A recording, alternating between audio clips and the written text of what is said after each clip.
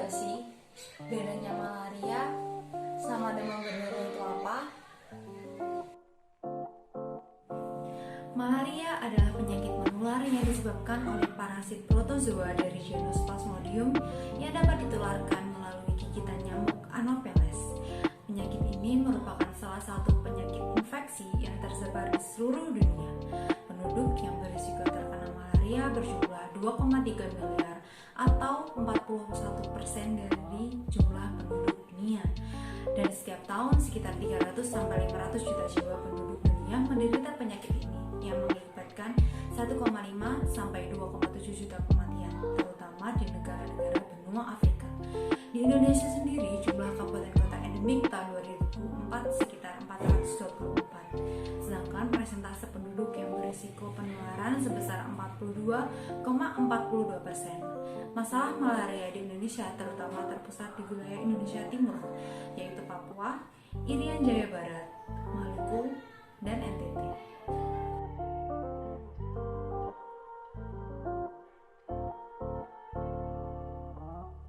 Manifestasi klinis malaria tergantung pada imunitas penderita dan tingginya transmisi infeksi malaria.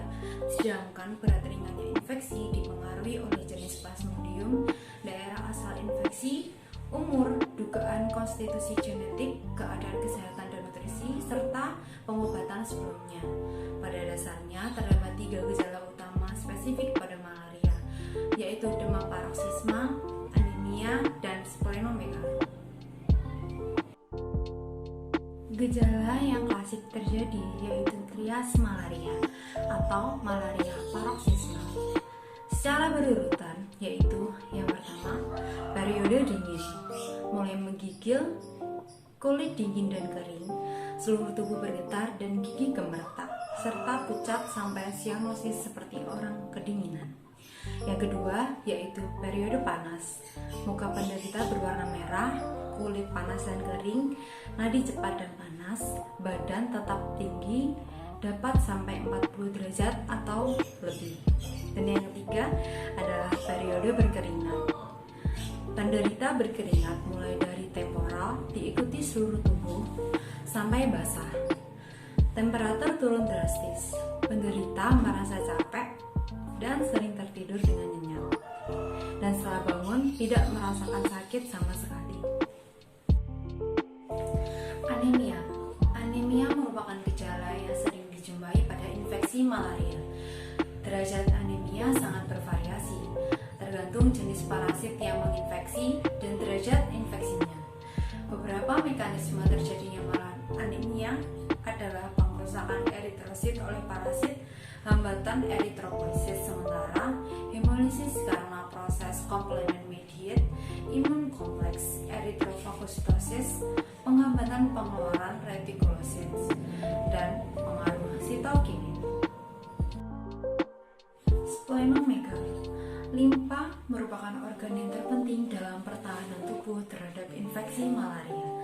Bila terjadi infeksi malaria, splenomegaly akan sering dijumpai pula pada penderita malaria karena peningkatan fungsi sistem retikuloendotelial.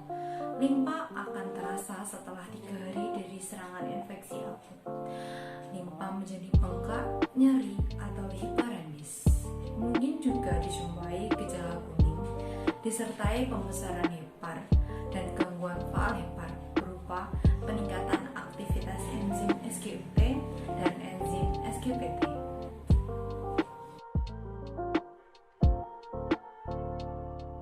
Yang selanjutnya adalah faktor penyebab malaria. Malaria disebabkan oleh parasit Plasmodium yang disebabkan oleh gigitan nyamuk Anopheles betina. Setelah gigitan nyamuk tersebut, parasit masuk ke dalam tubuh dan menempati organ hati, di mana parasit dapat tumbuh dan berkembang biak. Faktor penyebab penyakit malaria tidak semata disebabkan oleh nyamuk Anopheles. Namun, ada hal lain yang mempengaruhinya, yaitu faktor lingkungan dan faktor perilaku dari manusia itu sendiri. Yang pertama, faktor lingkungan. Faktor lingkungan berpengaruh berpengaruh besar terhadap kejadian malaria di suatu daerah. Karena bila kondisi lingkungan sesuai dengan tempat perindukan, maka nyamuk akan berkembang biak dengan cepat. Suhu lingkungan sangat berpengaruh terhadap kecepatan perkembangbiakan Plasmodium dalam tubuh nyamuk. Hal ini menjadi bukti penyebab intensitas penularan malaria paling tinggi menjelang musim penghujan berkaitan dengan peningkatan populasi nyamuk. Faktor lingkungan yang mempengaruhi morbiditas malaria dapat dikelompokkan menjadi dua jenis, yaitu lingkungan fisik dan lingkungan biologi. Yang pertama, lingkungan fisik meliputi keberadaan tempat perlindungan nyamuk Anopheles. Pada umumnya, tempat perlindungan nyamuk berupa genangan air seperti lagun, aliran sungai, rawa, empang, dan tambak. Di tempat ini sering ditemukan jentik vektor atau tersangka vektor.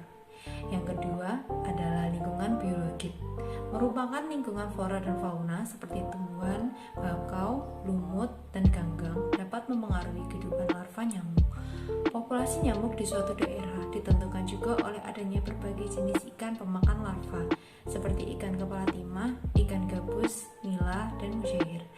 Adanya ternak besar seperti sapi dan kerbau dapat mengurangi jumlah gigitan nyamuk pada manusia.